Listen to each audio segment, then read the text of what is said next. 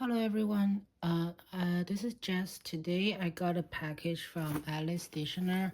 I already opened it. So it's a new pen, and I have ordered several things from them since I think since I started know about them, but they always include a kind of cute yeah, Titan of fine writing. Yeah, they always include a kind of cute postcard, and this time. So this pen, I have been eyeing it for a while, and somehow it has been advertised on their website for quite a while before we actually can order them. And this is from Delta.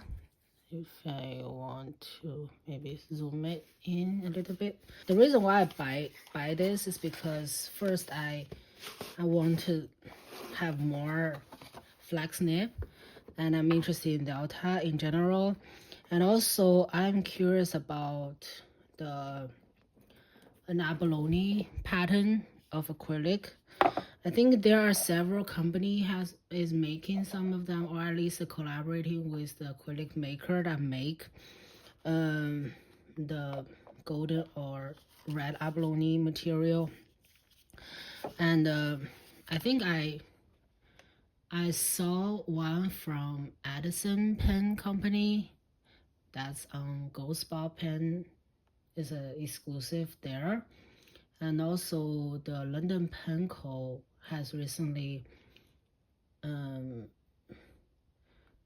post their new pens that has several different interesting reasons, but I already got their Christopher 14, and I figured that maybe I still want to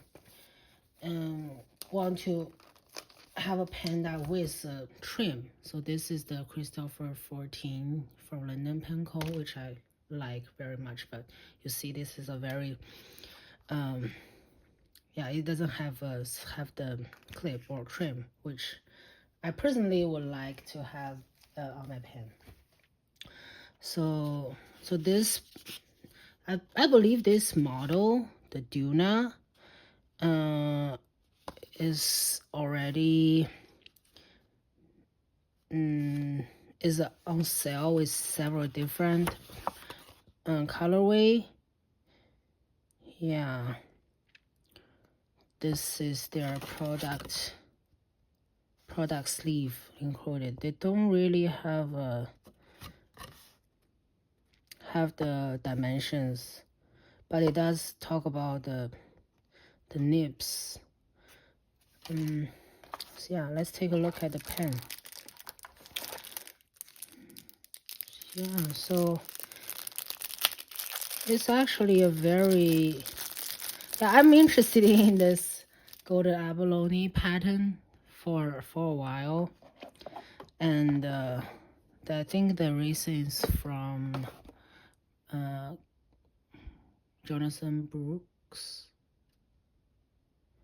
and yeah, it's very, very pretty.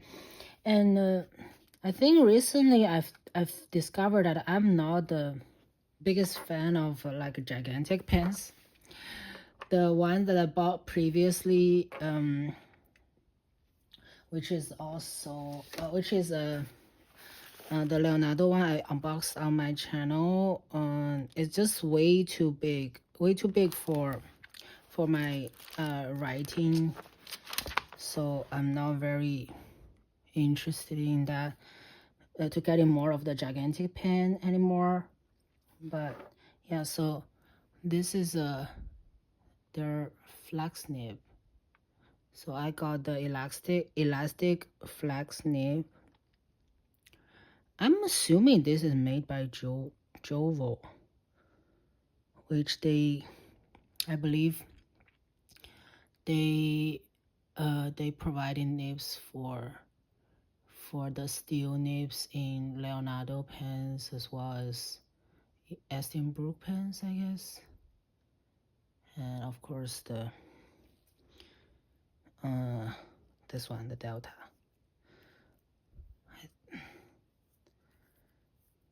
Let me open this up. Yeah, this is I think it's a cartridge converter. Wait, it is a piston. It's a piston filler. Did I just break it? Oh, I didn't. Oh, I see. So it's supposed to be a piston filler, I guess. So that's the one way to open it. If you want to really see what's inside. Oh, for some reason I thought it's a cartridge converter, but apparently it's a piston filler. Yeah. Yeah, after thinking about it for a little bit, I guess I still want to use one of the Sailor Manual ink I have. Because it's a flex nib, I guess. This probably will be a good way to see if it can show up the dual chrome in these manual inks. This one is the Nakoyanagi. Yeah, I have been trying this ink in several of my pens for some reason, and a lot of the times it's just very light, so it's not very, it's legible, but I just feel like it doesn't really show up the best of the ink property if I'm using a very skinny nib, very fine nib. So yeah, let's see. So I guess I didn't say the number I have right here is 24 out of 150. Yeah, let me see if I can write, what should I say here? Maybe Delta.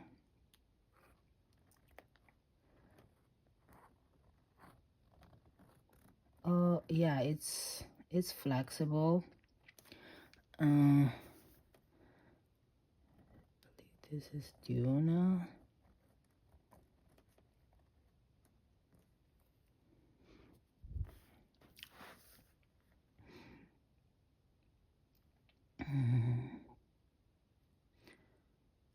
Elastic.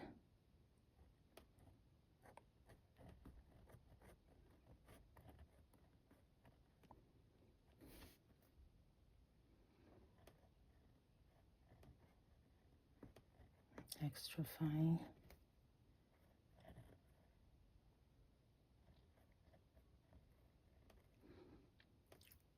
Yeah, I don't think it's flax as crazy as the one I got from Fountain Pen Revolution, but this is definitely something very interesting to write with. The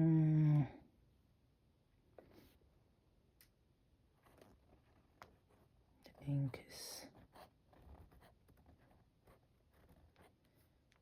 Sailor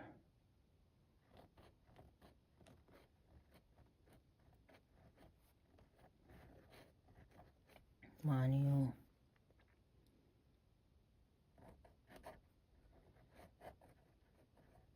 Nakoyanagi. Yeah.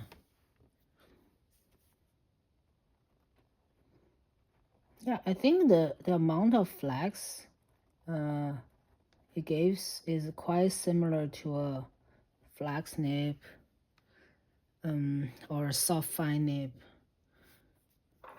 of the Pilot 742 I have. But like if I don't put too much pressure, it's very, it doesn't have any issue writing very skinny thin lines. But if you want to emphasize the strokes, you can easily just push it down a little more.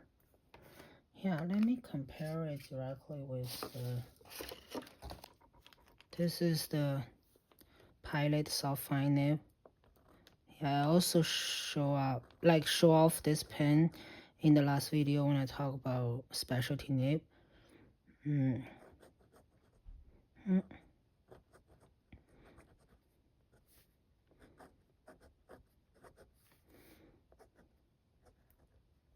Yeah, this kind of has the same amount of flex.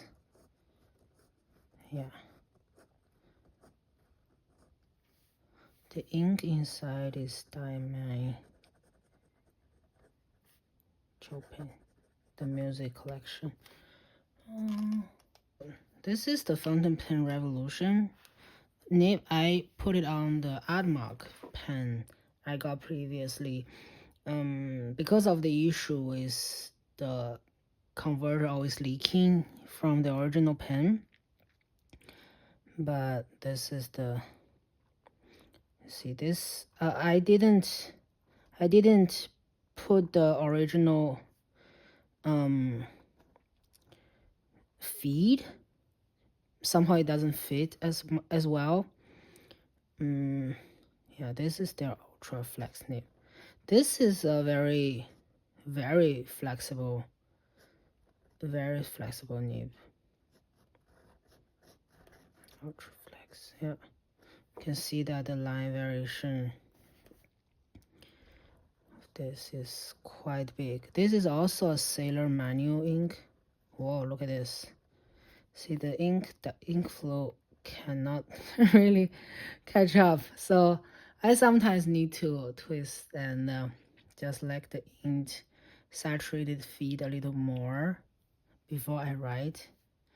So this is also Sailor manual ink.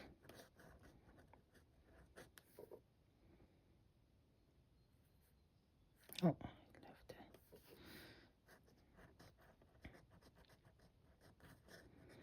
And the color is Sakura. It looks like a corally orange to me, but it's Sakura. It's an interesting naming choice. But yeah, so I guess for a size comparison, this is almost the same as this Admark M800, which is basically a copy of the Pelican 800. That's how they compare side by side. And if you go find the Sailor Pro Gear, it's slightly longer than the Pro Gear. And what else? If I compare with some of the more common pens, so this is a Twisby, so it's the length is pretty similar to the, excuse me, pretty similar to the Twisby Eco. Yeah. So I think the weight and girth of this pen is way better than some of the way girthier pen I have, and as a result, I think it's slightly more comfortable to write with. I'm very happy with this purchase. So,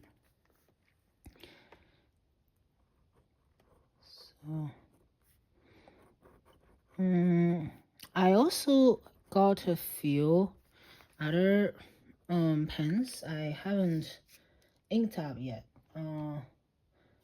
Or like some of them is still new to me.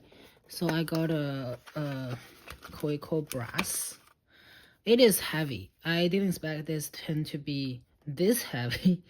I think I know this is a brass pen. I buy it for getting a brass pen, but yeah, this is way heavier than I expected. And also it's still a fine nib. My hand is small enough where if I don't post it, still works for me.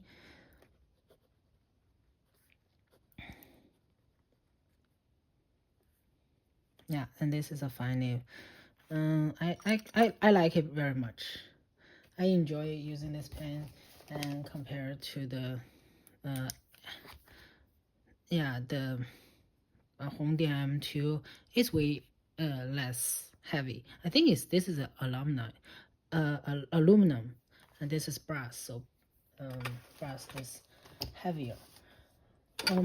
The other pen I got recently and already inked up is this Pro Gear I just showed earlier.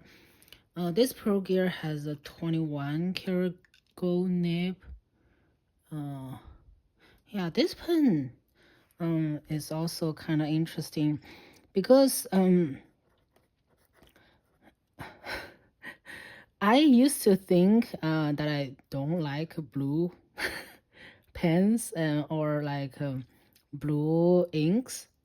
Not for this one. I like this pen very much, and somehow it makes me feel like I like blue inks as well.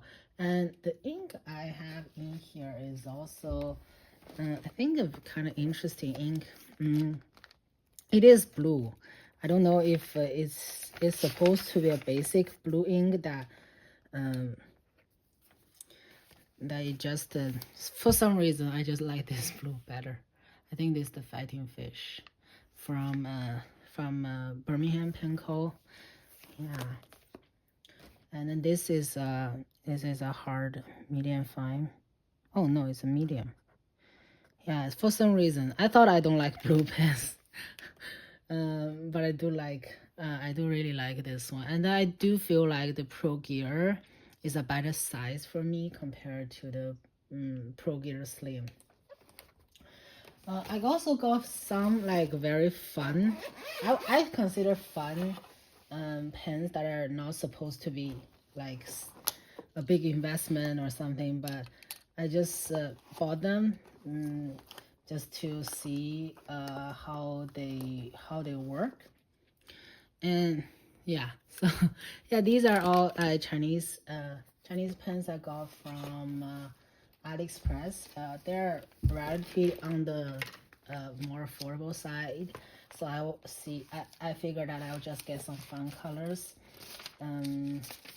pens. Let me find my notes of what these pens are actually called. Yeah, I haven't inked any of these. So this one is a Majohn. It's called Wancai.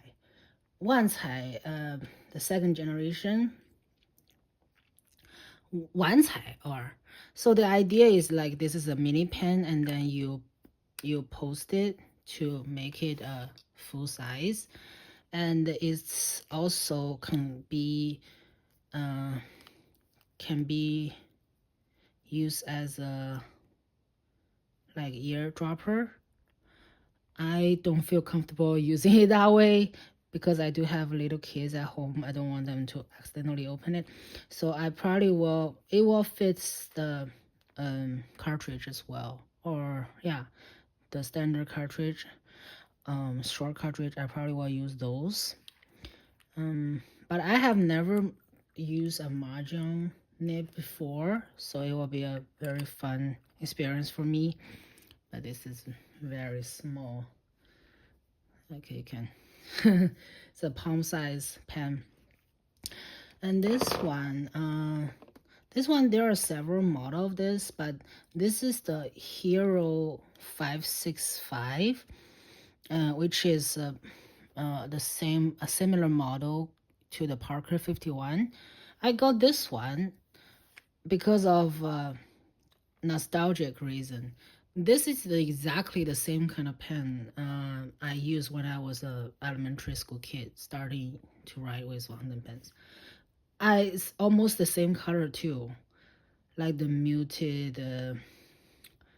What's this color? I don't like a gray, blue, like a green, grayish. Yeah, what's this color even called? Khaki. Okay, this color is called khaki on their website. I think the only difference is now the converter here has been updated to this kind of push converter. But when I was little, these basically are mostly just the squeeze sack converter, and it just ran out of the ink all the time, and always like have a drop of ink on my paper. It's just for nostalgic reason I got this. It's also very cheap. I guess it's like less than $3. I just bought it. Don't know if I will ever use it. And these two are some of the newer pens that I don't know how new this is. I think this is one of the more famous one from Jinhao. Their 大道 1919. So this pen is famous for the gigantic number 8 size nib. I got the their heartbeat nib in fine. That's the one I can find on sale. And then they have a gigantic converter. Yeah, I just find this pen very interesting, so I figured that if I get a big pen, might just well get one from Jinhao, since it wouldn't, if it doesn't fit, I wouldn't worry too much. And they also have a 1916, but I didn't get that one. I got a 1913, which is the baby version. 1916 is somewhere between them, so it's kind of like maybe it's kind of like a pilot, or they're copying the Mont Blanc series of 149, 146 for those two. I'm not sure about this one though. This one is let me see. If you have a Pro Gear Slim or Jinhao 82, they probably are the same size. Yeah, this is a Jinhao 82, and this is the 1913. I also got it in their heartbeat nib. I don't know how well these writes, but yeah, I just find these are kind of fun colors of pens I can have in my collection. I guess I'll find some time to get through them and maybe ink them up when my current ink pens are well used and well loved. Yeah, those are some of the newer pens I got. I also inked up a new Asvine vac. So I think I have a video on my channel talking about how good I think the Asvine V126 is. And this is the model they released after that. This is a Asvine V200. So it has more like metal component. I think this part and all of the metal parts are titanium. It feels heavier. It also feels girthier. It writes still very, very well. I mean, the nibs of Asvine are just so good. It feels great to write with, and because it's a demonstrator, I just inked it up with Waringo Frankenstein. I haven't used it for very long. It's barely inked for a week. So far, I haven't had any issue, but if I do, I assume it will probably be the same as I deal with the narwhal demonstrator, where I can just take out the nib to flush out whichever, like if there are like clogs in this area. But yeah, it's slightly heavier than the 126, but of course, because it contains some of the metal, have more metal parts. So, but both of them are great writers. I just love my Asvine with either fine or medium nibs. They both work very well. So this is the 126 and this is the 200. Yeah, these are pretty much all of the new pens I got recently. Yeah, I guess that's it. I'm wondering if I should talk more about the other things, but I guess I can talk about the journal related things I enjoy for the past maybe 5 months. or half a year in a separate video, but fountain pen wise, this is what I want to show today. Mainly this one, my first Delta. Yeah, when I talk about the big girthy pens, yeah, after this one, I figure maybe I'm not going to buy the Dolce Vita, at least not the extra large size. Yeah, I'll just fit that will not fit my hands as well. Yeah. Anyway, have a good day. Bye.